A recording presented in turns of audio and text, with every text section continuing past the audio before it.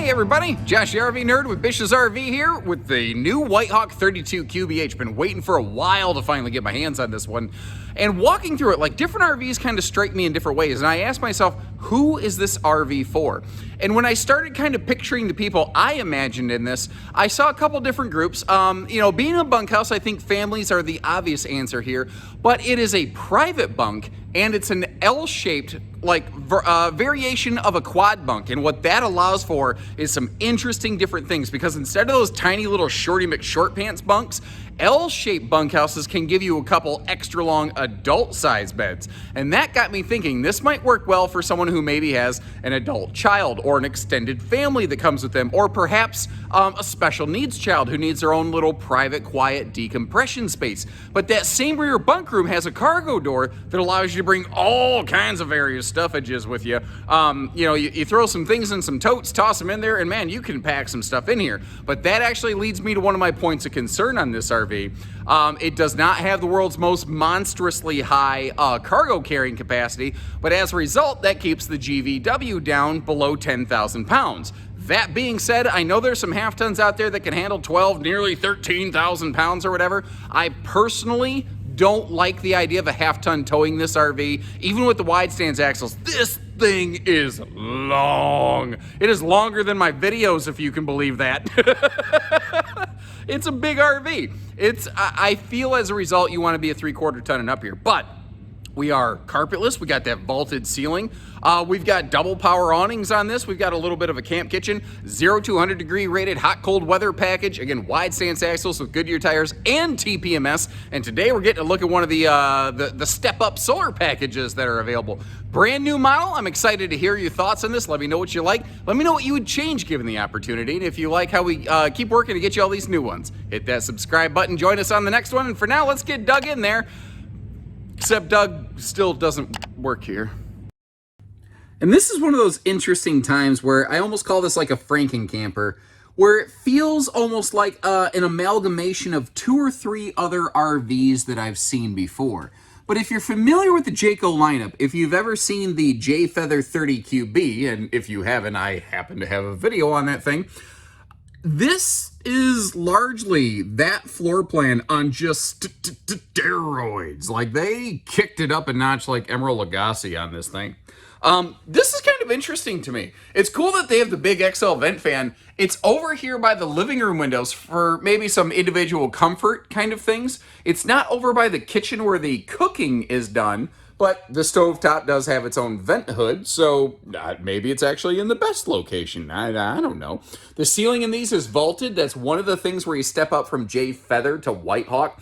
You will maintain, though, the same carpetless floor flush slide system. I will say I was a bit surprised to see a traditional pedestal-style booth dinette right there versus some form of free-floating or no knee knocker. Usually Whitehawk's pretty swanky on stuff like that, but they are really good at like a lot of the personal daily touch details. Like in the slide boxes, they're really awesome about just giving you switches for all the lights in the slide, so you don't got to clickety-clack your way here and back all the time. Now, as you may have noticed, all the windows you ever wanted over here on the campsite of the RV, so you get to enjoy your campsite. Now, today we're looking at a hide-a-bed sleeper sofa. There is also a theater seat swaption you could apply there. But I got a question. Years and years ago, I saw a couple manufacturers, like Open Range in particular, they would offer these full super slide super sofas. And some people loved them. Some people hated them. Lately here, I've been getting a lot of requests for people saying, hey, instead of the dinette, could I get another sofa? I don't know if you can or not. Like, Jayco doesn't currently offer that as an option. But is that something in which you would be interested in seeing? I'm kind of curious. Now, quick note. By default, you've got a single 15,000 BTU air conditioner up there. But this RV can be outfitted with a second air conditioner in the living room. We won't see that option today, but keep in mind that is available here. So as I back up, we're now kind of, we're at the entry door facing toward the back of the RV. So when you first, like, if you're going shopping or if you just come back from a little day trip out or, I don't know, whatever, if you walk inside the RV, this is what you're going to look at. And today we're looking at the vintage decor instead of farmhouse, which those little sandy kind of colors right there, that, what do you call it, taupe or pewter-ish or something like that, that would be white in the farmhouse look. Tell you what, man, they got a pretty extreme lighting package on this. It's like Vanilla Ice, you know. They're rocking the mic like a vandal to the extreme, baby. Down here, ooh, I noticed something too. You may want to consider this. I try to be fair. I try to point out good with bad. It does have a toe stubber kitchen slide. Now, how important that is to you probably depends on how much you're going to stand at the stove cooking. If you're not a big stovetop cooker-rater, first of all, I think stovetop stuffing is still the best stuffing I've ever had out there, and I will die on that hill, but that's just a personal culinary preference. Wow, did I just turn into a dolphin for a second there? Sorry, I'm going to have to go take my anti-mammalian pills. You get the idea. If you're a big-time, campsite cook, that might be a problem. You saw the not gas electric, I'm so sorry. Electric space heating Tootsie toaster. There we go. And here we have, voila, a power televator, which also the windows have blackout roller shades all the way through. Now the cabinetry in here is all pocket screwed. You can see how all the drawers are plywood boxed, and the drawers have drawers. And today we are also looking at the optional gas electric 8 cubic foot two-way fridge. It's very easy to miss what the two fridges look like, though, because the 12-volt DC compressor fridge they use is one of the very few offered on the market that has exchangeable faceplates. So even the 12-volt compressor fridge will match the decor. It won't be forced stainless or black the way that most of them are through the industry. Now, I'm going to also cruise you right back here into the bunk room all at the same time and showcase a bunch of cool features in there. As you see, that, bed the bunks can fold up, down, and around. You can do all kinds of fun, crazy things with these. That top long bed, again, can be an awesome place for the bigger kids.